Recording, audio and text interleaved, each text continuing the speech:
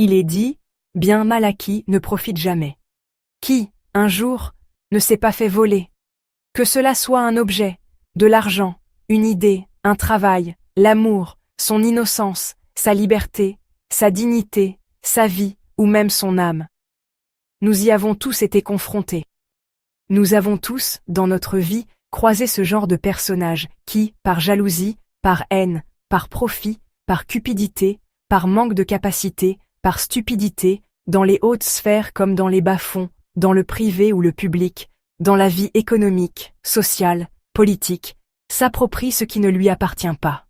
Dérobé est devenu banal, viral. Grâce aux lois, aux décrets, aux alinéas, aux règlements, aux conditions d'utilisation diverses et variées, aux mœurs, aux dogmes, aux bonnes relations, et j'en passe, chacun, chacune, peut, s'il est intelligent, instruit et cultivé, se réfugier derrière une batterie conséquente de solutions préfabriquées permettant de naviguer en eau trouble sans se mouiller, sans culpabiliser, car dédouané à l'avance. Que les auteurs de ces méfaits soient des hommes ou des femmes jeunes ou vieux, riches ou pauvres, avec ou sans éducation, avec ou sans diplôme, agissant seuls ou en bande, par la force ou par la ruse, avec séduction ou brutalité, quelle que soit la couleur, les traditions, la religion, les convictions personnelles, le résultat est le même. Vol, il y a, pas d'exemption. On peut s'interroger sur le manque d'éthique, de conscience dont font preuve celles et ceux qui s'abaissent à ce genre d'exaction. Doivent-ils être jugés selon les lois terrestres? Bien entendu, le jugement concerne le fait de voler. On juge le fait accompli, pas l'humain. On ne juge pas l'humain car qu'il soit sincère ou hypocrite, l'acte est commis. Un fait reste un fait. Ou alors plus personne n'est coupable de rien. Les humains doivent, tous, assumer la responsabilité de leurs actes sur terre. Doit-on les plaindre alors? Doit-on leur pardonner selon les lois du cœur? Ou doit-on, selon les lois universelles, les laisser récolter le fruit de leurs actions? Le choix nous est donné. Ce qui est dommage, et qui permet chez beaucoup le passage à l'acte, c'est le manque de connaissance et de compréhension de la loi d'unicité qui produit évolution et sagesse. De la base, à qui se considère roi du monde, quoique pour eux cela se passe différemment car ils maîtrisent les différentes formes de loi, et sont des initiés de haut grade, aidés, qui plus est, par des entités astrales puissantes présentes à leur côté, dérober donc, volontairement, est un acte nuisible aux autres mais encore plus à soi-même. Se croire à l'abri de sanctions, car agissant dans l'ombre, est un leurre dû à la méconnaissance de ce qui nous régit réellement. L'œil était dans la tombe et regardait Caïn, écrivit Victor Hugo. Chacun est libre de ses choix, certes, mais chacun de nous ayant les mêmes dispositions naturelles, pourquoi opter pour un trait de caractère aussi vil? Qui vole un œuf, vole un bœuf, est-il dit. L'œuf est léger, pas le bœuf, et cela égare la raison qui oublie que l'accumulation de vols, même insignifiants, devient un fardeau terrible dans l'astral. Pas vu pas pris ne fonctionne pas, et ce que l'on appelle karma, s'alourdit. La victime, de par ses pensées, va générer le plus souvent un courant de négativité qui va se propager dans l'éther et marquer l'auteur du méfait d'un sceau de malédiction.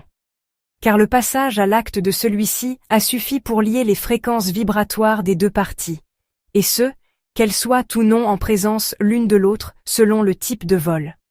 Tracer et remonter à la source est donc un jeu d'enfant pour qui le sait et pratique.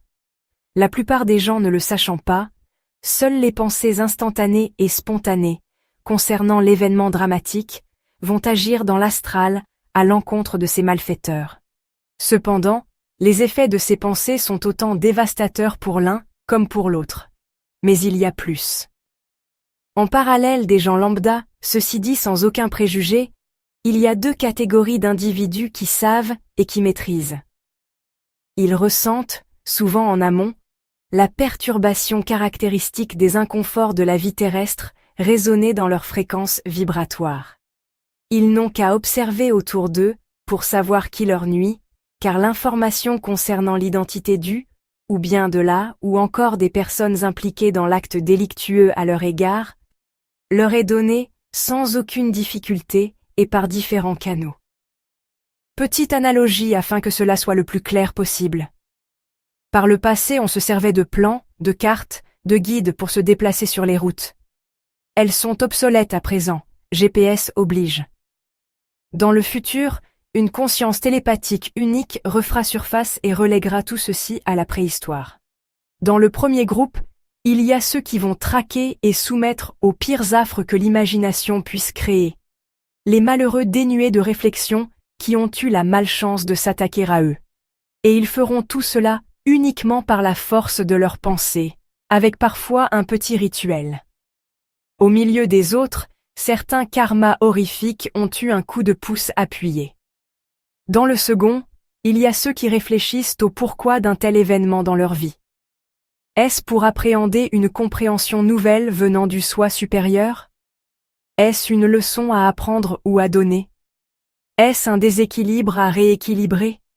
Quoi qu'il en soit, inlassablement va s'élever une prière, une pensée d'amour à l'égard de l'égaré. Elle pourrait ressembler à ceci.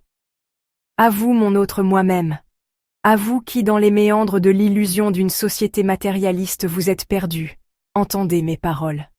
Elles sont de paix, elles sont d'amour, et elles vous exhortent de retrouver le chemin de lumière. Celui seul qui dans l'obscurité vous permet d'avancer sans trébucher, car le un est tout, car le un fractionné n'étant que vous, tout ce dont vous avez besoin pour vivre, pour être, pour créer sans avoir à dérober à un autre vous-même, vous l'avez. Quand vous blessez, vous vous blessez. Retrouvez votre dignité, celle qui vous permet de vous regarder en face sans honte, sans manque, sans peur, mais avec fierté, avec joie, avec sérénité, avec légèreté, celle que donnent les ailes de la foi en soi, car issue du un divin. Le choix vous est donné. Paradoxalement, cette simple prière est beaucoup plus destructrice que l'acte de l'ombre. Les lois de la création sont impitoyablement justes. Les connaître, en parler, c'est une chose. Les appliquer à sa vie, tous les jours, à chaque instant, pour tout, en est une autre. Même l'ombre sait qu'elle réintégrera l'unicité une fois sa mission accomplie, une fois l'unicité trouvée par toutes les fractions du un, en tout temps, dans tout l'univers. Ce sera la fin des temps impartis afin d'apprendre, de comprendre et d'évoluer vers celle-ci, la fin de la matière dense. Si je suis ici, c'est que cela s'est déjà produit. Je ne suis qu'un souvenir, et vous aussi, alors faites de ceci un jardin fleuri et non un cimetière. Il n'est nul besoin que ces mots soient compris dans leur entièreté, ils existent et ont accompli ce pourquoi ils ont été employés. Si de par hasard des Caligula ou des Jézabel les lisent, que cela fasse son office. Vous savez, il n'y a de foi qu'en soi, ici et maintenant. Qu'il en soit donc ainsi éternellement. À bientôt.